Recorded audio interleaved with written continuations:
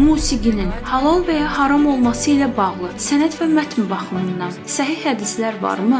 Bu çox mühüm sual üçün sənə təşəkkür edirəm. Düşünürəm ki, bu bir çox insan üçün olduqca əhəmiyyətli bir məsələdir. Çünki bu gün musiqi cəmiyyətdə və dünyada hər yerdə mövcuddur. Haraya getsən, musiqi eşidəcəksən. İstər filmlərdə, istər küçələrdə, mağazalarda, dükanlarda, toy mərasimlərində və s.